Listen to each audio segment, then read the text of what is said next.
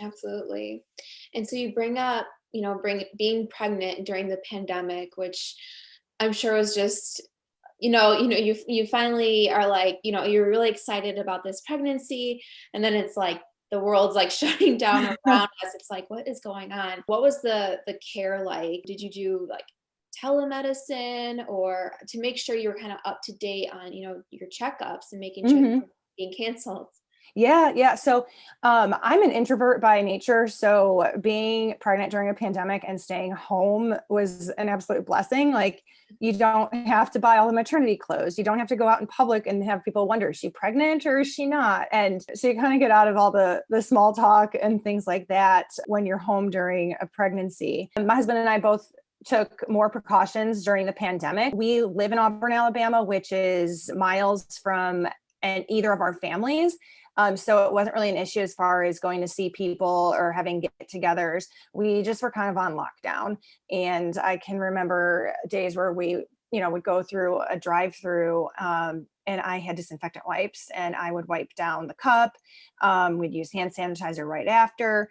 And so over time, you become a little bit more comfortable knowing what you can and can't do, or what you're comfortable or not comfortable with. But yeah, those were some of the more extreme things that we did. I used to love going to Target and spending 45 minutes shopping, and then it became curbside pickup instead of going into the store. So just knowing, oh my gosh, I've had 4 miscarriages, I'm pregnant, and now there's this like disease that's going around, this global pandemic that's killing people, and we don't really know why or how. With doctor's appointments, I can remember going to the specialists in that first trimester, those early weeks, and not wearing a mask.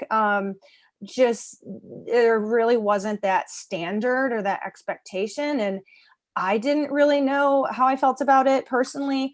And then once you see the nurses in the masks and other people coming in for appointments in the masks, and just as the numbers increased and deaths increased, you're like, okay, I definitely need to be wearing a mask.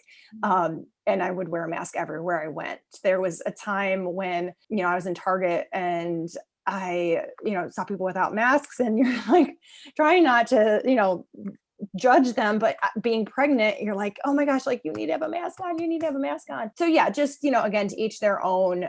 People have masks or don't have masks for their own personal reasons. But yeah, I was still going into the specialist for weekly appointments up through the first trimester.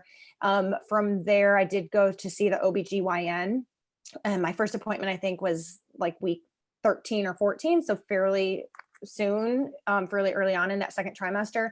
And then I don't think I saw her again for like 6 weeks or 4 weeks. It felt like forever, but they basically had me going in just kind of on like the same timeline as somebody who hadn't had all these miscarriages would.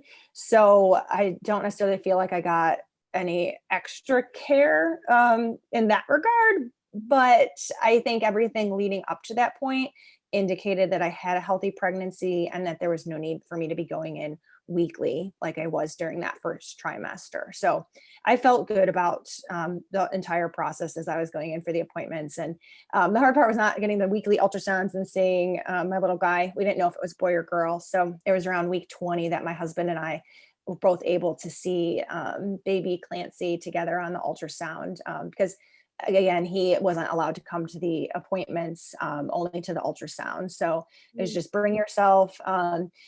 Second and third trimesters, seeing the OBGYN, it was sit in the car, we'll text you, call you to let you know to come on in.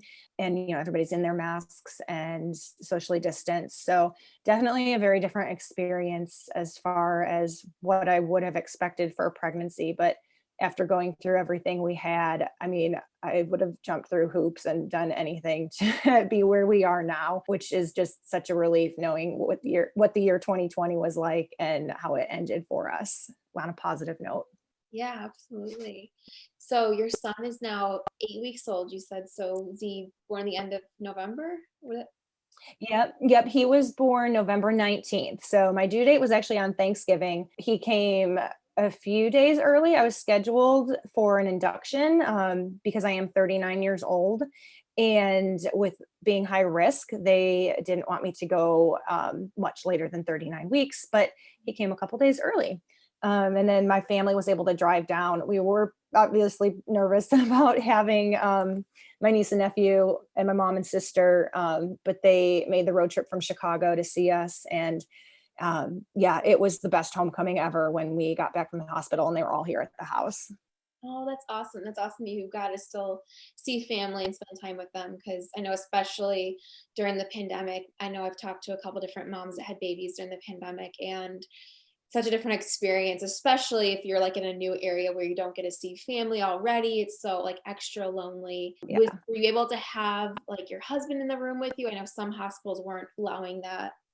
Yeah, so that's a great question. I was allowed one support person. So obviously that was him. My stepson was with his mom the week prior to the scheduled induction date, just because we wouldn't have had anywhere to send him had I gone in early like I did. So my husband was with me. We were required to wear masks. What I didn't know was that I say we, myself, I had to go through a COVID test. And so I actually had 3 COVID tests done. That was the worst part of the whole labor experience. I had a little bit of sinus trouble. And so they did a swab in each nostril as well as my throat, because there was a little bit of blood on the swab, which they can't submit to the lab. So once I was through that, the whole experience was only getting better. That was probably the hardest part about it. I did have an epidural. My doctors and the nurse staff were all extremely helpful and supportive. And so we were at the hospital around 4 p.m. on a Wednesday, and he was born at 4:44 a.m. on Thursday morning. Awesome. That's really cool. I mean, I just love, yeah, like I was saying, I love hearing your story about just, everything that you went through. And it kind of just feel like I love that you're sharing it too, because, it's powerful and it gives moms, women hope that are, going through that. So